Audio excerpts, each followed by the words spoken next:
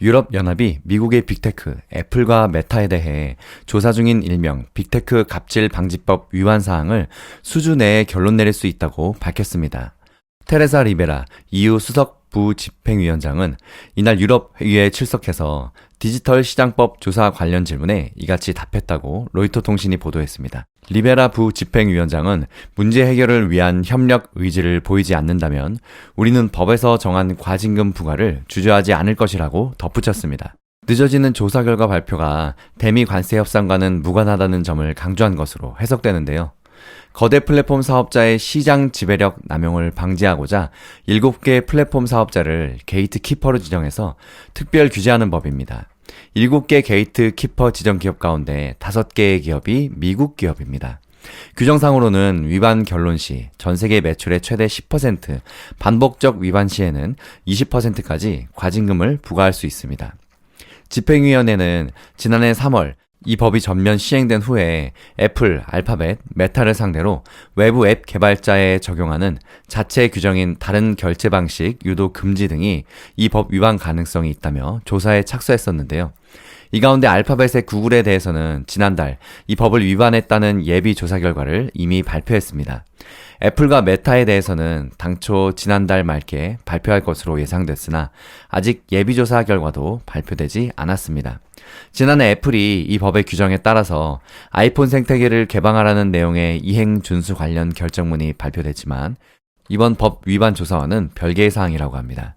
일각에서는 도널드 트럼프 미국 대통령이 EU의 빅테크 규제를 비관세 장벽으로 지목하며 불만을 표출한 것을 의식한 것이 아니냐는 해석이 나오고 있는데요. 미국 무역대표부가 지난달 31일 발표한 2025 국가별 무역 장벽 보고서에서도 EU의 이 법이 미국 기업만 과도하게 게이트키퍼로 지정해서 결과적으로 EU 기업에는 유사한 부담을 부과하지 않으면서 특정 미국 기업의 규제 준수 비용만 증대시켰다고 지적한 바 있습니다. 집행위는 다만 애플, 메타 등에 대해서 이 법 위반 가증금 규모가 크지는 않을 것이라고 시사했는데요. 올리비에 게르상 집행위 경쟁총국장은 과징금과 관련해서 과거 반독점법 위반 사례와 단순히 비교한 것은 부적절하다고 말했는데요.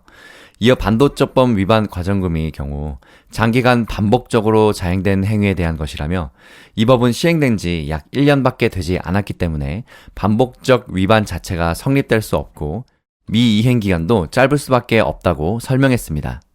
그는 지정학적 긴장과 연계돼서 뒷순위로 밀려날 가능성이 있는지 묻는 말에도 그런 징후는 전혀 없다고 선을 그었는데요. 조사와 과징금 규모가 대미 협상과는 무관하다는 점을 강조한 셈입니다.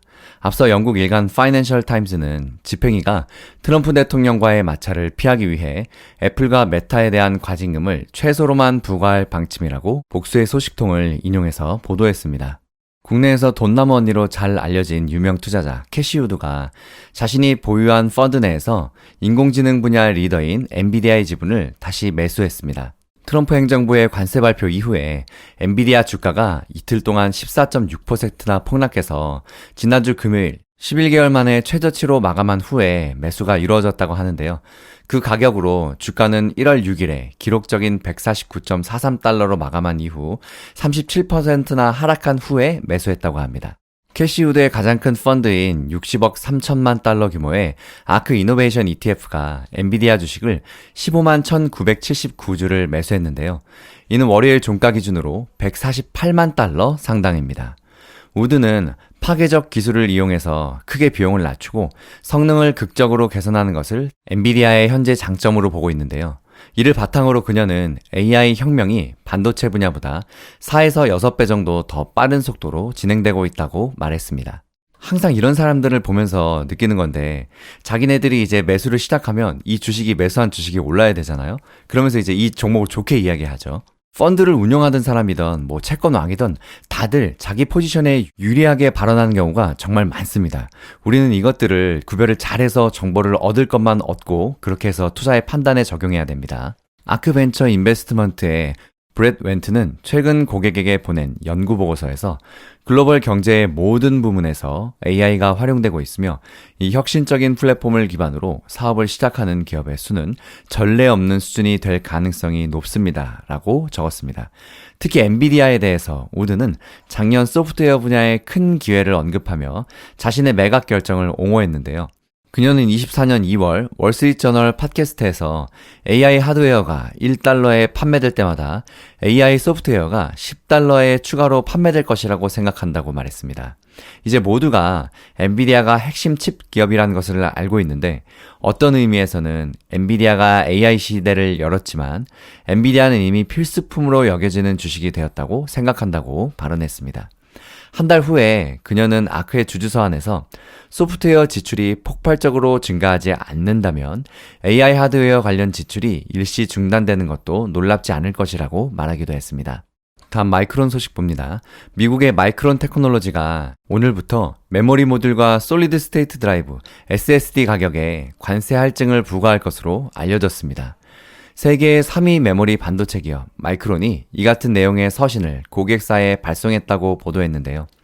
마이크론이 일부 제품 가격에 할증을 적용하는 이유는 도널드 트럼프 미국 대통령이 발표한 상호관세 부담을 덜기 위함으로 풀이됩니다.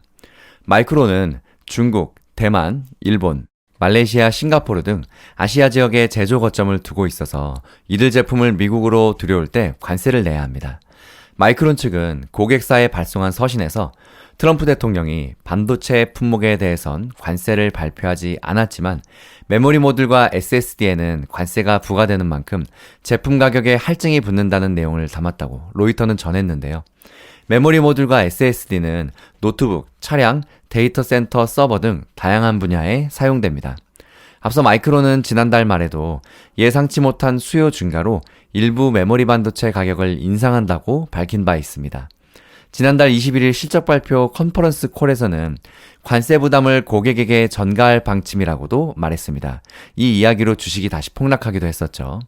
로이터 통신은 트럼프 대통령의 관세 발표가 글로벌 경제를 충격에 빠뜨렸고 중국 등의 보복 조치를 유발하며 무역 전쟁과 경기 침체 우려를 키우고 있다고 진단했습니다. 미국 세관은 이미 지난 5일부터 수입품에 대해 10%의 관세를 부과 중이며 국가별로 상호관세는 오늘부터 적용이 시작됩니다. 로이터 통신은 관세는 고객이 부담해야 한다며 정부의 결정에 우리가 책임을 질 수는 없다는 한 아시아 낸드 모듈 제조사 임원의 발언도 보도했습니다. 마이크론은 세계 3위 메모리 반도체 기업으로 1위인 SK 하이닉스와 2위인 삼성전자도 비슷한 조치를 취할 것으로 관측됩니다. 이에 따라서 미국 내 노트북 등의 가격, 데이터 센터의 투자 비용이 기하급수적으로 증가할 수 있다는 얘기도 나오는데요.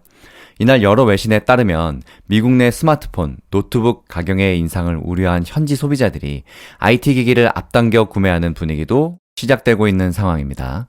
그리고 방금 들어온 속보인데요. 수십 년 동안 메모리의 왕자를 지켜온 삼성전자가 드디어 하이닉스에 추월당했습니다.